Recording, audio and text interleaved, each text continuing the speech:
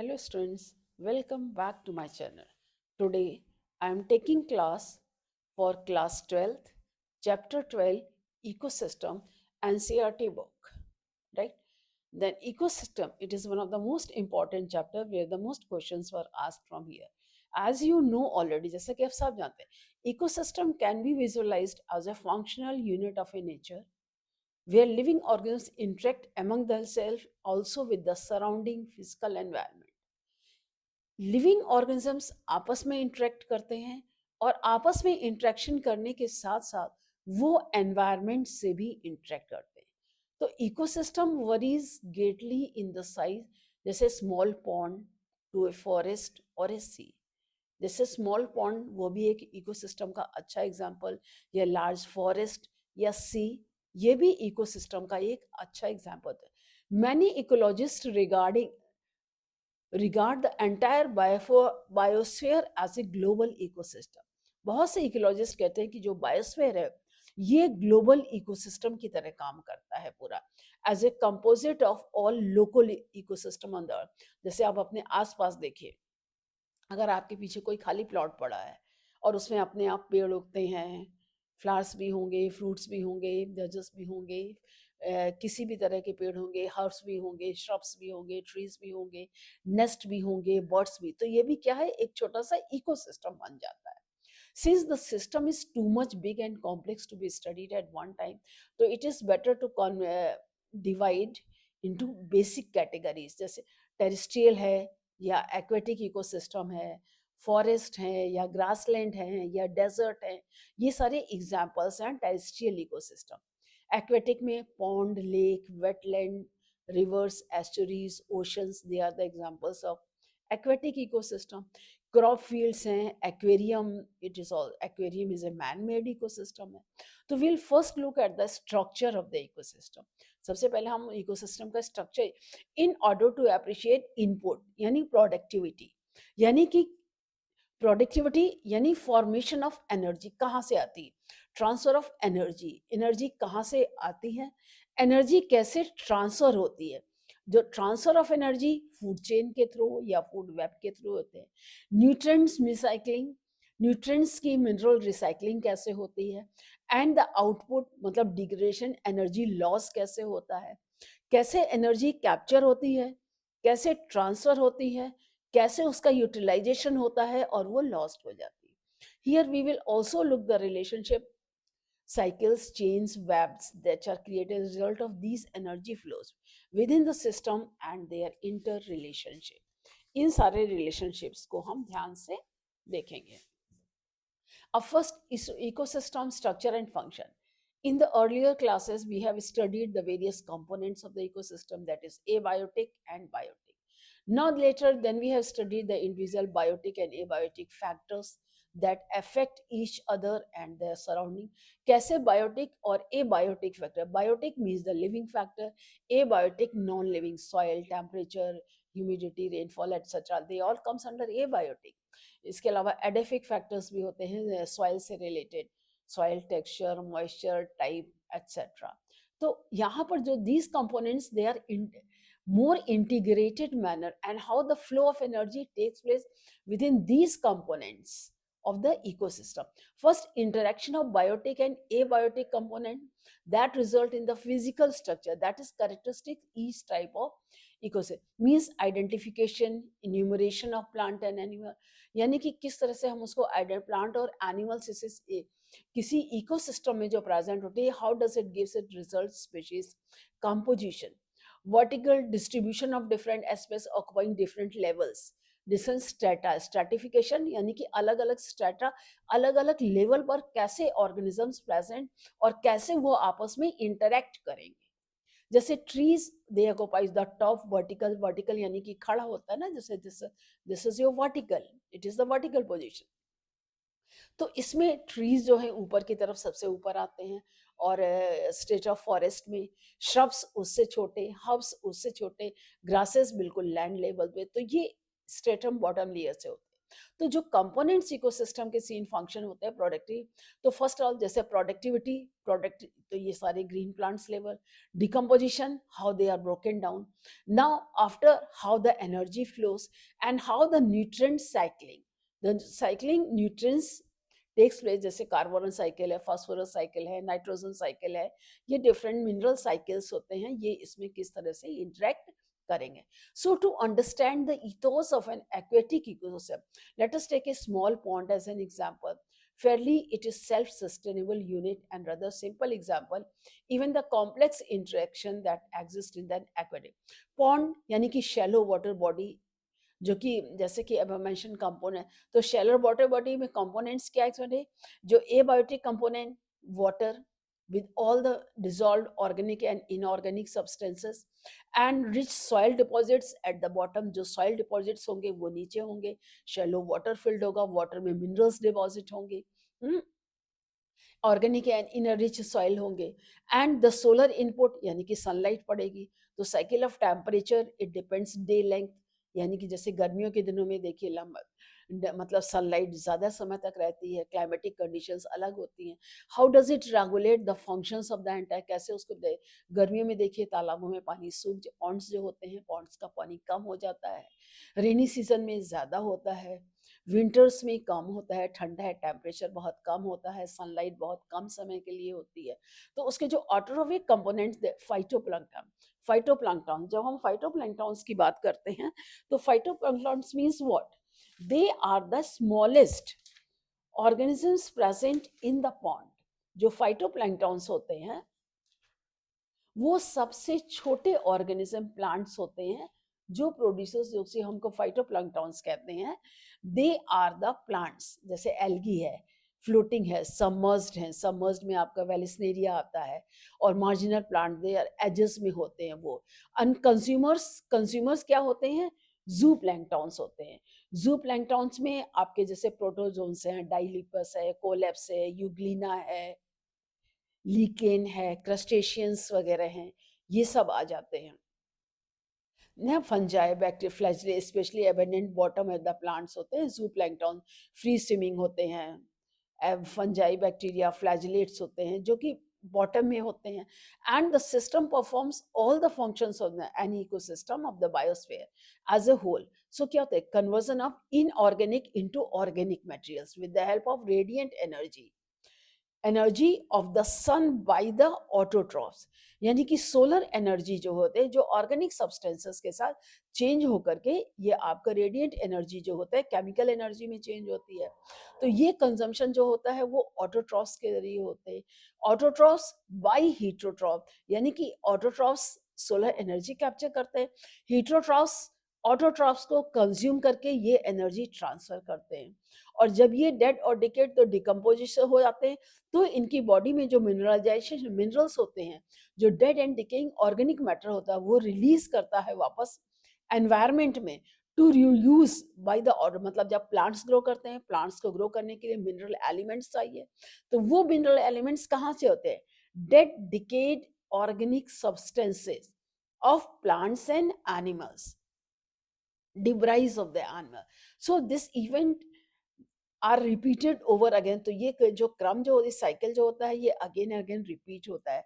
सो इसे हम कहते हैं unidirectional movement of the energy towards the higher trophic level and its dissipation and the loss as a heat to the environment. तो जब ये decompose होते हैं तो पूरा डिकम्पोज होते हैं, कुछ पार्ट जो होता है एनर्जी की हीट के फॉर्म में लॉस होती है. जैसे कि अब नेचुरल एनर्जी होता है, energy can neither be created not destroyed. Energy ना तो पैदा की जा सकती है और ना ही डिस्ट्रॉय की जा सकती. अब प्रोडक्टिविटी आते हैं. अब अगर हम प्रोडक्टिविटी को देखें, constant input solar energy basic requirement of the ecosystem. तो primary production defined as what, the amount of biomass or organic matter produced per unit area over a time period by the plant during. यानी कि biomass मतलब living substance जो होता है, जो living plants होते हैं, प्लांट जो सोलर एनर्जी कैप्चर करते हैं प्रोसेस फोटोसिंथेसिस से, by which they capture the energy. और solar energy changes into chemical, solar energy chemical energy में चेंज होती है फोटोसिंथेसिस. तो ये एक्सप्रेस होता है इन टर्म्स ऑफ वेट. और द एनर्जी वेट और एनर्जी जैसे किलो कैलोरी पर मीटर। तो रेट ऑफ बायोमास प्रोडक्शन, तो जितना बायोमास प्रोडक्शन होता है जिससे फॉर्मेशन एनर्जी फॉर्म होती है वो उसकी प्रोडक्टिविटी कहलाती है। इसको हम रिप्रेजेंट एक्सप्रेस करते हैं ग्राम पर ईयर और किलो कैलोरी पर मीटर। सो कंपेयर प्रोडक्टिविटी जो होती है तो it can be divided into gross primary productivity GPP, यानी कि ग्रॉस टोटल अमाउंट कितना नेट प्राइमरी प्रोडक्टिविटी हमारी कितनी कि जैसे प्लांट्स ने सनलाइट हमारी कंजर्व की, उसको एक सोचते कुछ पार्ट उन्होंने अपने उसमें यूज किया तो नेट प्राइमरी प्रोडक्टिविटी। तो ग्रॉस प्रोडक्टिविटी को नेट प्रोडक्टिविटी जो रिजर्व फॉर्म में होते हैं, जो रिजर्व होती है उसके बाद नेट प्रोडक्शन प्रोडक्टिविटी जो हमारी होती है वो निकलती। मतलब जैसे देखिए the rate production of organic matter, photosynthesis से उन्होंने फूड बनाया जो कंसिडर, तो वो तो हमारा gross primary productivity. Some is utilize by plants in the respiration, कुछ प्लांट्स ने अपनी एक्टिविटीज के लिए यूटिलाइज किया। और gross primary productivity minus the loss then the net productivity, मतलब ग्रॉस बनाया आर मतलब जितना उन्होंने कंज्यूम किया उसको माइनस, तो हमारी net production net primary productivity जो होती है हमारी फॉर्म होते हैं। तो net primary productivity it is available biomass for the consumption to the, तो ये जो नेट प्रोडक्टिविटी होती है ये हमारी ऑटोट्रॉफ से हीट्रोट्रॉफ में ट्रांसफर होती है। So and secondary productivity it is defined rate of formation of new organic matter by consumer। Consumers जो हमारे नया ऑर्गेनिक मैटर बनाते हैं उससे जो हमारी प्रोडक्टिविटी फॉर्म होती है। Primary productivity depends on the plant species inhabiting a particular area. It also depends on a variety of environmental, जो productivity हमारे environmental factors, climatic conditions के भी ऊपर डिपेंड। अवेलेबिलिटी ऑफ न्यूट्रिएंट्स होते हैं जो हमारे फोटोसिंथेसिस कैपेसिटी प्लांट उसके ऊपर डिपेंड करती है। It also worries in different types of ecosystem, अलग अलग तरह के जो इकोसिस्टम हमारे नेचर में होते हैं उस पर डिपेंड करती है। एनुअल नेट प्राइमरी जो प्रोडक्टिविटी है whole atmosphere approximately 170 billion tons dry weight of organic matter, ये हमारा प्रोडक्शन है। इसके बावजूद occupying 70% of the surface productivity जो होती है जो हमारी oceans they have only 55 billion tons. जो ओशंस के प्लांट्स होते हैं उससे जो हमारी प्रोडक्टिविटी हमको मिलती है वो सिर्फ 55 बिलियन टन्स मिलती है। और 70% जो होती है हमारी अर्थ सरफेस होती है सरफेस के ऊपर। और टोटल हमारी अप्रोक्सीमेट करीब प्रोडक्टिविटी जो ग्रॉस प्रोडक्शन बायोमास होता है 170 बिलियंस, इसमें से 55 तो ये चला गया 70% जो टोटल इसका होता है 70% जो होती है वो इसमें आती है। So rest of the source on land just the main region the productivity जो होता है ओशंस और अलग अलग कुछ अलग तरीकों से भी हमारी प्रोडक्टिविटी अफेक्टेड होती है। अब decomposition, now you have heard about the earthworm. Earthworm क्या होता है? Earthworm is known as the friend of farmers, कैसे? Because it helps in the breakdown of complex organic matter into simpler forms and it also loosen the soil, क्योंकि soil ये मिट्टी में ही अपना घर बनाते हैं, ये मिट्टी ही और dead decayed organic matter as a food लेते हैं और उनके बॉडी में जो इनके डाइजेस्टिव सिस्टम है ट्रैक्ट में जो एंजाइम्स इससे मिक्सड अप होते हैं और सॉइल ही ये बाहर निकालते हैं। तो जो सॉइल इनकी बॉडी से बाहर निकलती है it is highly productive. Similarly, decomposers they break down complex matter into inorganic substances जैसे कार्बन डाइऑक्साइड, वाटर, न्यूट्रिएंट्स। तो जो कॉम्प्लेक्स मटेरियल को सिंपल मटेरियल्स में ब्रेक डाउन होते हैं, ये प्रोसेस जो है ये डिकम्पोजिशन कहलाता है। This is called decomposition. तो डेड प्लांट रिमेन्स जैसे लीव्स हैं, बार्क हैं, फ्लावर्स हैं, dead remains of the animal, dead and debris of plant and animal, यानी कि सड़े गले पदार्थ जो होते हैं डेड डिब्राइज पार्ट होते हैं प्लांट्स के और एनिमल्स के, including your faecal matter also. इन सब चीज़ों को हम कहते हैं डिट्राइटस। ये कॉमनली एक टर्म डिट्राइटस, ये सब चीज which is the raw material for decomposition, जो डिकम्पोजिशन के लिए रॉ मटेरियल होता है, जो उस रॉ मटेरियल को हम डिट्राइटस नाम देते हैं। And the important step in the process of decomposition, इसका fragmentation, leaching, catabolism, humification, mineralisation. जो डिट्राइटर्स होते हैं इसके 4 ये स्टेप्स होते हैं। सबसे ज्यादा डिट्राइटर्स जो से जैसे अर्थवॉर्म है, it break down into smaller particles earthworm क्या करता है, larger particles are broken down into the smaller particle, this process is called fragmentation, ये फ्रेगमेंटेशन हो गया। अब लीचिंग यानी कि वाटर सॉल्युबल, इसमें ऑर्गेनिक सब्सटेंसेस होते हैं, ये वाटर में सॉल्युबल होकर के अर्थ के द्वारा एब्जॉर्ब कर लिए जाते हैं, जो कि सॉइल हॉरिजन में चले जाते हैं, एंड प्रेसिपिटेटेड इनटू अनअवेलेबल, जो कि हमारे प्लांट्स को अवेलेबल नहीं होते हैं, दैट इज कॉल्ड लीचिंग। जो लीचिंग होते हैं, जो इनऑर्गेनिक सब्सटेंसेस होते हैं, they move down to the soil है, मतलब नीचे सॉइल की लेयर्स में नीचे चले जाते हैं, नीचे प्रेसिपिटेट अनअवेलेबल सॉल्ट्स होते हैं। इसके अलावा बैक्टीरिया और fungal enzyme they degrade into simpler inorganic substances. तो दिस प्रोसेस कैटाबोलिज्म मतलब destructive process. Metabolism is divided into two, catabolism, anabolism. Anabolism constructive process, उसमें आता है फोटोसिंथेसिस। कैटाबॉलिज्म डिस्ट्रक्टिव प्रोसेस, इसमें होता है ये डिट्राइटर्स का डिकम्पोजिशन आता है। तो ये कुछ बैक्टीरियाज होते हैं, वो भी कंज्यूम करते हैं डायरेक्ट, मतलब जो मिनरल एलिमेंट्स को सिंपल प्रोसेस में डिवाइड, तो that is called the catabolism. तो आपने फ्रेगमेंटेशन हो गया, लीचिंग, कलर। अब ह्यूमिफिकेशन और मिनरलाइजेशन। ह्यूमिफिकेशन में क्या होता है, it is important to note that all the above steps in the decomposition they operate simultaneously, ये ज्यादा स्टेप्स होते हैं, एक साथ होते हैं। Humification means mineralization, humification and that decomposition in the soil. How in the soil these mineral elements are decomposed, मतलब ये जो mineral elements जो larger से smaller particles में होते हैं, तो human leads to the into the accumulation of dark colored amorphous substances called humus। जैसे सड़ी गली पत्तियां जो ऊपर सरफेस पे रहती हैं, जो खाद का ह्यूमस का काम करते हैं, they are highly resistant to microbial exchange and undergoes decomposition. तो उसको डिकम्पोज करते हैं, तो it is an extremely slow rate. So being colloidal in nature, मतलब कोलाइडल क्या है, सॉल्यूट और सॉल्वेंट एकदम से डिसॉल्व नहीं होता है, वो अलग पड़े। It serves as a reservoir, उससे क्या होते हैं, nutrients as a reservoir form में, यानी कि स्टोरेज की तरह यूज होते हैं। और ये स्टोरेज की जो ह्यूमस फर्दर जो डिग्रेड करता है, तो माइक्रोब्स जो होते हैं इससे इनऑर्गेनिक सब्सटेंसेस रिलीज करते हैं।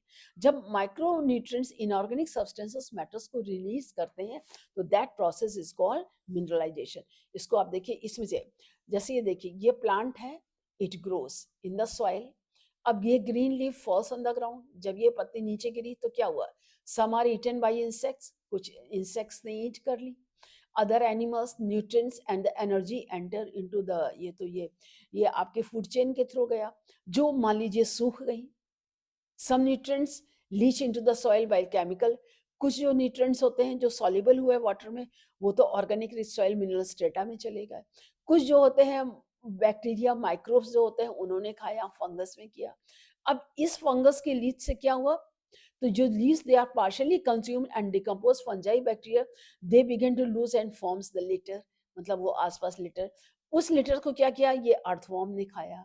अब ये अर्थवॉर्म क्या डिकम्पोज करता है बैक्टीरिया, सॉइल और मट्स को, तो इससे क्या होता है, ऑर्गेनिक रिच सॉइल, मतलब सॉइल, भाई जो सूखे पत्ते होते हैं वो उसमें खाद का काम करते हैं। तो ये या तो ये अर्थवॉर्म ने, बैक्टीरिया ने खाया, बैक्टीरिया को अर्थवॉर्म ने लिया, अर्थवॉर्म से मतलब इसको डिकम्पोज, बैक्टीरिया ने डिकम्पोज किया, फंजाई एंड बैक्टीरिया। अब उस फंजाई या डिकम्पोज्ड मैटर को फिर उसको अर्थवॉर्म ने सॉइल के अंदर खाया, सॉइल के फिर अर्थवॉर्म में सॉइल ही खाता है, प्लस ये सूखी पत्तियों के साथ, और ये सॉइल ही बाहर निकलता है, जो राउंडेड राउंडेड पार्टिकल्स आप रेनी सीजन में देख सकते हैं।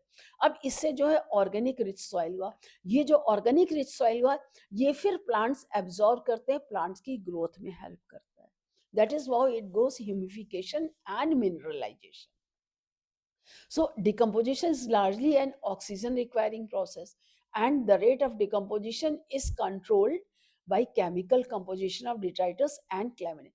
तो ये प्रोसेस जो होता है, ये detritus का प्रोसेस जो डिकम्पोजिशन का होता है, ये क्लाइमेटिक फैक्टर्स के ऊपर भी डिपेंड करता है। जैसे क्लाइमेटिक कंडीशन है, decomposition rate slower if it is rich in lignin and chitin, and quicker if it is rich in nitrogen and water.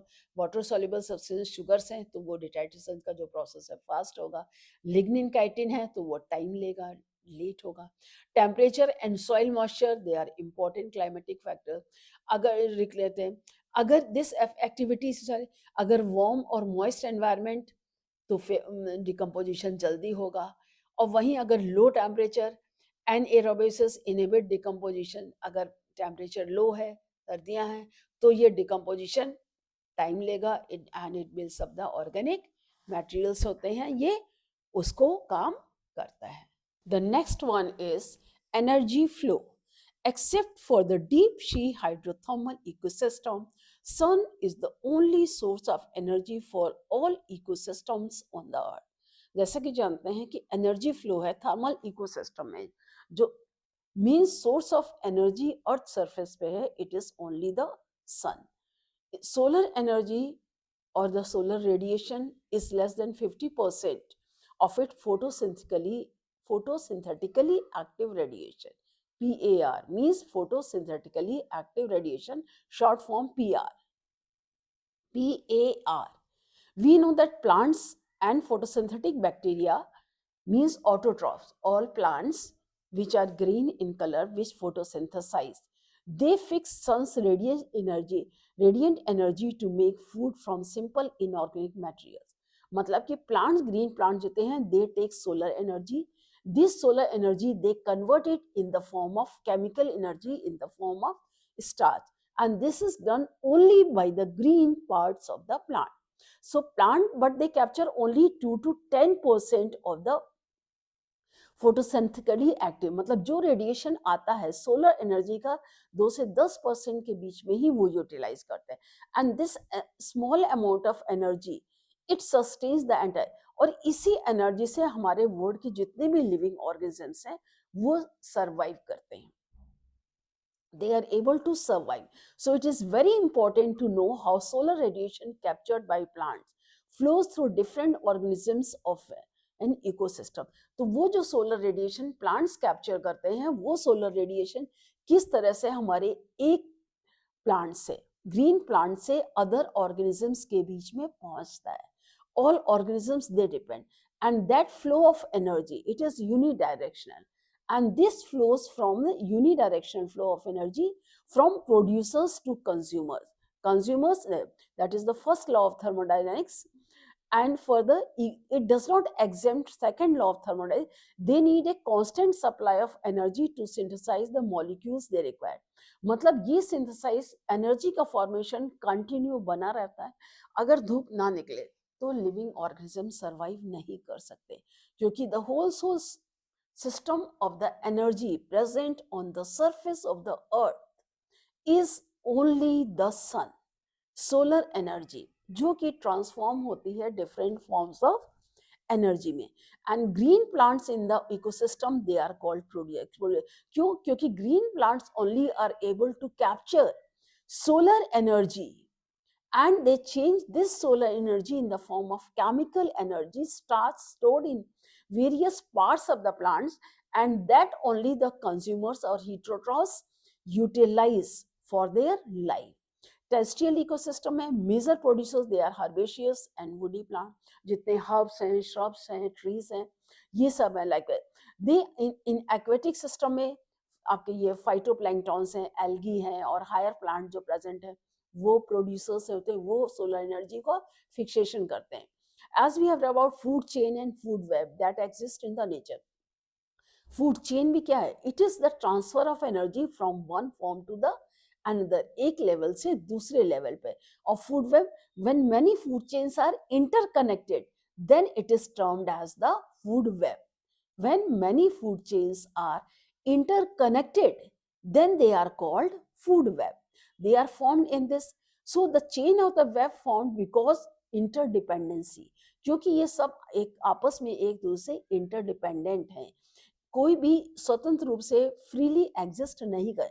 No energy trapped into the organisms remain it for ever. और जो energy trap करता है वो हमेशा के लिए नहीं रहते. एनर्जी जैसे हमें फूड खाना हमको बार बार डेली खाना पड़ता है अपनी बॉडी को सर्वाइव करने के लिए, अपनी बॉडी अपने फंक्शंस को कैरी ऑन करने के लिए. We daily we take the food, we have to eat. In the same way plants to survive they have to photosynthesise. Plants को भी सर्वाइव करने के लिए फोटोस, उनको वाटर चाहिए, उनको कार्बन डाइऑक्साइड चाहिए, उनको सनलाइट चाहिए, उनको क्लोरोफिल चाहिए. Then only they are able to trap their solar energy. Death after when they dead and debris part में, तो उससे another detritus means dead and decayed part of plant और animals. Plants और animals का dead और decayed part जो होता है वो, जो कि उनके टूटे सड़े गले पदार्थों को, फ्रेगमेंट्स को अपने मिनरल एलिमेंट्स में वापस चेंज करता है. So all animals depends on plants directly or indirectly for their foods. So because they depend, so they are consumer, because they are consuming plant, they are not preparing food. They take food prepared by the green plant. So they are called as consumers, or also known as heterotroph. If they feed on producers plants, they are called primary producers. And if they feed on the animals which are dependent on primary on producers, then they are known as secondary consumers. So and another tertiary consumers. So naturally primary consumers, they are the herbivores जो पहले consume करते, जैसे काऊ है, buffalo है, गोट है. So they are herbivores, insects हैं, birds हैं, mammals हैं, mollusk हैं, ये सारे primary. So consumers that feed on herbivores, they are the carnivores. जो हर्बीवोर्स के ऊपर फीड करते हैं एनिमल, उनको हम कार्निवोर्स कहते हैं. या मोल प्राइमरी कार्निवोर्स सेकेंडरी कंज्यूमर्स कहलाते हैं. Animals depend on primary carnivores, they are labelled as secondary carnivores. जैसे grass is eaten by goat, goat is a primary consumer. Goat is eaten by the man as a non veg, then it is termed as secondary consumer. Or goat is eaten by the lion, then lion is the top consumer. Or grass is eaten by insect is eaten by frog is eaten by the snake or peacock. So there are the different levels: primary consumers, secondary consumer, tertiary consumers, etc. And the detritus food chain, also known as DFC, it begins with the dead organic matter. So it is made up of decomposer. Decomposers, they are bacteria and fungi, heterotrophic organisms. They are also known as saprophytes, mainly the fungi and bacteria. And they need energy and the nutrients requirement by decomposing the dead organic matter. By decomposing the dead organic matter or debris of plant or animals remain, that is called detritus. So they are also known as saprophytes. Saprophytes means to separate, to decompose into fragments, जो आपके complex material को simple form में decompose करना. And these, they secrete digestive enzymes that break dead and waste materials into the simple and inorganic materials, they are subsequently absorbed. और इसके decomposition से जो energy heat निकलती है उसको ये कंज्यूम करते हैं. जैसे एक्वेटिक, जैसे ग्रास ईटिंग फूड चेन जो होता है, ग्रास जो ग्रेजिंग फूड चेन होते हैं, इसमें मेजर कंडक्ट एनर्जी फ्लो होता है. अगेन टेरेस्ट्रियल इकोसिस्टम में they are much larger fraction of energy flow. Detritus food chain, that is थोड़ी ये फॉर ये ग्रेजिंग फूड, जो डिट्राइटस फूड चेन जो होती है वो कनेक्ट होती है ग्रेजिंग, क्योंकि जो ग्रेजिंग फूड मटेरियल्स होते हैं, जैसे कहानी होते हैं काऊ है, बफेलो है, डियर है, ये जब ये डेड और डिवाइस, इनके पार्ट्स जो होते हैं, इनको डिकम्पोज कौन करता है? डिकम्पोजर बैक्टीरिया और फंजाई होते हैं, वल्कर्स है, ईगल्स है. तो सम जो ऑर्गेनिज्म ऑफ ये जो डिट्राइटस फूड चेन, इसका प्रे जो होता है ग्रेजिंग फूड एनिमल्स भी होता है वजह. एंड इन द नेचुरल जो ग्रेजिंग फूड एनिमल्स जब डाइड होते हैं तो उनके पार्ट्स को डिकम्पोज, जैसे मुझे लॉयन ने हंट किया, खाया, उसके बाद फेंक दिया, तो कुछ इधर उधर लेफ्ट ओवर बचा रहता है. जो लेफ्ट ओवर बचा होता है तो उस पर बैक्टीरिया और फंजाई एक्ट करते हैं. वल्गर्स हैं, क्रोज हैं, ईगल्स हैं, वो उसको चेंज करते हैं, क्योंकि लॉयन वगैरह हंट करते हैं तो पूरा एनिमल तो कभी नहीं खाते. सम इज लेफ्ट ओवर. तो वो जो सड़ा गला पदार्थ होता है, डेड एंड डिप्राइज जो मटेरियल होता है, वो डिट्राइटस मटेरियल कहलाता है. नेचुरल इकोसिस्टम में उनको डिकम्पोजर्स डिकम्पोज करते हैं. And some animals like cockroaches हैं, क्रोज हैं, ओमनिवोरस, जैसे ह्यूमन बींग्स भी हैं, हम लोग वेज और नॉन वेज, तो नॉन वेज एनिमल से आता है. Then we come the secondary consumer. So natural interconnection food chains make, जब फूड चेन्स आपस में इंटरकनेक्ट होती हैं तो वो फूड वेब कहलाती हैं. And organisms, they occupy a place in the natural surroundings और in the community according to their feeding relationship. जो उसके फीडिंग रिलेशनशिप अदर ऑर्गेनिजम्स होते हैं उससे कंज्यूम होते हैं, based on the source of the nutrition for the food. तो इसमें जो एनर्जी लेवल होता है वो ट्रॉफिक लेवल के. Producers the first trophic level, herbivores primary consumers second trophic level होते हैं. थर्ड ट्रॉफिक लेवल, जैसे आप इसमें देखिए प्रोड्यूसर्स, ये फर्स्ट ट्रॉफिक लेवल है, प्लांट्स आते हैं, जैसे फाइटोप्लैंक्टन्स हैं, ग्रास है, ट्रीज है. सेकेंड ट्रॉफिक लेवल हर्बीवोर्स आते हैं, इनको हम प्राइमरी कंज्यूमर्स कहते हैं, ये होते हैं zoo plankton, grasshoppers, cow. Third trophic level में कार्निवोर आते हैं, सेकेंडरी कंज्यूमर कहते हैं, जैसे बर्ड्स हैं, फिशेस हैं, वुल्फ है। फोर्थ ट्रॉफिक लेवल में हमारे टर्शरी कंज्यूमर जैसे मैन है, लॉयन है। अब ये सेकेंडरी कंज्यूमर में, अब ये सेकेंडरी कंज्यूमर होते हैं, primary consumer, secondary consumer, tertiary consumer होते हैं, और टर्शरी कंज्यूमर टॉप कंज्यूमर है। अब जैसे प्रोमिस है, मान लीजिए फाइटोप्लैंक्टन ग्रास है, अब grass is eaten by insect, तो इंसेक्ट प्राइमरी कहते हैं, insect is eaten by the frog, तो फ्रॉग हो गया secondary consumer. Frog is eaten by the snake, तो स्नेक हो गया tertiary consumer, and snake is eaten by the hawk और peacock, then it is the top consumer हो गया। तो इसी तरह से the important point to note is that the amount of energy decreases at successive trophic level. जैसे जैसे trophic level बढ़ता है, एनर्जी ट्रांसफर कम होता जाता है। When any organism dies, it is converted into detritus or dead biomass that serves as an energy source for decomposer. जब वो dead और डाइड होता है, तो उसके बाद जो डेड और बॉडी जो होती है सर्व होती, वो डिट्राइटस होती है, और उस डिट्राइटस को डिकम्पोज कौन करते हैं? डिकम्पोजर्स। और डिकम्पोजर्स बेसिकली बैक्टीरिया और फंजाई होते हैं। तो ये डिकम्पोजर्स बैक्टीरिया और फंजाई जो होते हैं बहुत ज्यादा लार्ज अमाउंट में होते हैं। At each trophic level deposit on this lower trophic level for their energy demand. जो एनर्जी उससे नीचे की जो एनर्जी लेवल, हर ट्रॉफिक लेवल पर 90% energy is lost and only 10% of the energy is transferred from one trophic level to the other trophic level.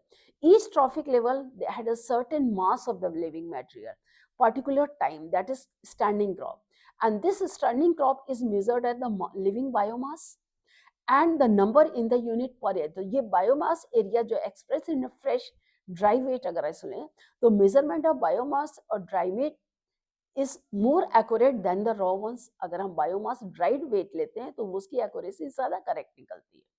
And the number of trophic levels in the grazing food chain, it is restricted transfer of energy follows 10%, मतलब 10% transfer होती है एक level से दूसरे level, only 10% is transferred each trophic level from the lower to the higher level, एक से change करते हैं। तो in nature if possible to have so many layer producers, herbivores, primary consumers, secondary consumer, grazing food chain जो होते हैं, ये जो हर लेवल पे तो उसके साथ एनर्जी, जैसे देखिए फर्स्ट ट्रॉफिक लेवल है, अब फर्स्ट ट्रॉफिक लेवल से हीट के फॉर्म में एनर्जी गई, ओनली 2 to 10% प्लांट्स ने ट्रैप किया। अब जब प्लांट से ट्रैप करके मतलब इंसेक्ट ने हीट किया, इससे भी हीट फॉर्म में एनर्जी रिलीज हुई, बाकी इसने ऑर्गेनिज्म ने कर, जो नेक्स्ट में ट्रांसफर होगी वो सिर्फ 10% होगी। अगर यहाँ 100 है तो 10.1 और 1 से यहाँ 0.1% एनर्जी हमारी आगे जाएगी, जो कि ट्रॉफिक लेवल में। तो जो फर्स्ट ट्रॉफिक लेवल से हमारी जाए सेकंड ट्रॉफिक लेवल, सेकंड से फिर थर्ड ट्रॉफिक लेवल, फिर थर्ड से यहाँ से एनर्जी 90% लॉस, 1%, 10%, 100 है तो 10% ही, 10 से यहाँ 1%, 1% से यहाँ पे 0.1 से यहाँ पे 0.001%, हर लेवल पर हीट के फॉर्म पर एनर्जी रिलीज होती है। और जो इकोलॉजिकल पिरामिड हमारे बनते हैं, you must be familiar with the shape of the pyramid. The base of the pyramid is broad, क्योंकि जो प्रोड्यूसर्स होते हैं वो सबसे ज्यादा होते हैं, and it narrows toward the, और जैसे जैसे आप ऊपर बढ़ते जाएंगे ये नैरो कम होते जाएंगे। One great similar shape whether you access food और energy relationship at different trophic level, the relationship expressed in terms of number, biomass, energy.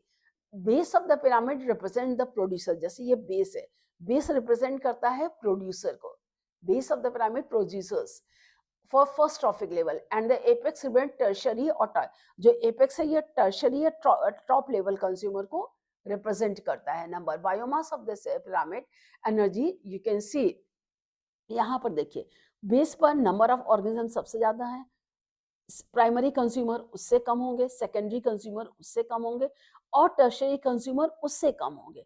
ये नंबर में अगर इसी तरह पिरामिड बायोमास को अगर आप शो ऑफ करें तो हर ट्रॉफी प्राइमरी लेवल पर अगर ये 800 ड्राई वेट अगर हम बायोमास लेते हैं तो अगर 809 है तो प्राइमरी कंज्यूमर पे सिर्फ 37 होंगे, सेकेंडरी कंज्यूमर पर भी सिर्फ 11 रहेगा, और टॉप कंज्यूमर पे जाके ये सिर्फ 1.5 बचता है। यानी कि जैसे जैसे ऊपर जाएंगे ये कम होता जाता है। लेकिन उसी जगह से अगर हम इन्वर्टेड पिरामिड बायोमास का स्टैंडिंग टॉप फाइटोप्लैंक्टन है, तो जो फाइटोप्लैंक्टन्स और जो एनिमल्स होते हैं वो जू प्लैंक्टन्स ये ज्यादा होंगे और फिशेस वगैरह होंगे, नंबर उसका उससे कम होगा। तो ये inverted pyramid biomass standing crop या फाइटोप्लैंक्टन जो होता है, जो लार्ज स्टैंडिंग क्रॉप जो होती है वो ज्यादा होती है प्राइमरी कंज्यूमर से बजाय के प्रोड्यूसर्स के। अगर इसी तरह अगर आप ideal pyramid of energy that conserve primary products converts only 1% of energy of the sunlight is available to the net primary productivity. यहाँ नेट प्राइमरी प्रोडक्टिविटी लेवल पर एनर्जी जो प्रोड्यूस होती है, देखिए प्राइमरी पर 10,000, 10,000 को जब प्राइमरी कंज्यूमर में पास होगा, ये है 1 लाख पर, तो यहाँ पर फर्स्ट पे 1 करोड़ जूल्स। अब 1 करोड़ जूल्स जब प्राइमरी प्रोड्यूसर जो नेचुरल एनवायरनमेंट में हो, प्रोड्यूसर्स जो है उसको ओनली 10,000 कंज्यूम करते हैं ना, 2 to 5%। 10,000 जब प्राइमरी कंज्यूमर पे तो 10,000 से ये 1,000 बचेगी, 90% इज लॉस। अब 1,000 से जब सेकेंडरी कंज्यूमर जाएगी तो ये सिर्फ 100 जूल बचेगी। Again is the 100 90% is loss. और सेकेंडरी कंज्यूमर से जब ये टर्सरी कंज्यूमर जाएगी तो फिर ये सिर्फ 10 जूल ऑफ एनर्जी बचेगी। So any calculation of the energy content, biomass or numbers, it has to include all organisms at the trophic level. No generalizations we make it will be true if we take only a few individuals at any trophic level into account. सबसे ये कोई भी calculation biomass का number होता है वो सारी trophic level पर जनरलाइजेशन नहीं, जब हम उसका बायोमास लेते हैं तब उसका एक्यूरेट जूल अमाउंट एनर्जी में निकलता है। तो organism may occupy more than one trophic level, or one must remember that the trophic level represents the functional level, not a species. A given species may occupy more than one trophic level. वही organism कहीं को primary consumer तो कहीं secondary consumer पे आता है। Same time, for example sparrow is a primary consumer when it eats seeds, fruits, peas. वहीं secondary consumer जब ये इंसेक्ट और वर्म्स खाती है तो यही प्राइमरी, ये सेकेंडरी कंज्यूमर बन जाती है। तो इसी तरह से आप देखें कोई जरूरत नहीं एक ही ऑर्गेनिज्म में भी प्राइमरी कंज्यूमर में भी सेकेंडरी, जैसे हम ही हैं, हम डायरेक्ट प्लांट प्रोडक्ट्स लेंगे तो हम प्राइमरी कंज्यूमर हैं, अगर हम नॉन वेज लेते तो हम सेकेंडरी कंज्यूमर हो गए, है ना। So in mostly all the pyramid of numbers of energy and biomass, they are upright, means producers are more in number biomass than herbivore, and herbivores are more in number in biomass than carnivores. And also energy at lower trophic level is always more than a higher trophic level. आप देखते हैं lower trophic level पे energy हमेशा ज्यादा होती है जबकि अपर traffic level पे।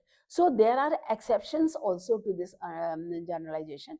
If you went to the count the number of insects on a big tree, what kind of pyramid number would you get it? If you estimate the number of small birds depending on the insect, then what about number of birds eating the smaller? You में तो यहाँ पर क्या होगा, जब अगर birds को count करेंगे और इंसेक्ट्स को काउंट करेंगे तो pyramid of biomass sea generally inverted होता है।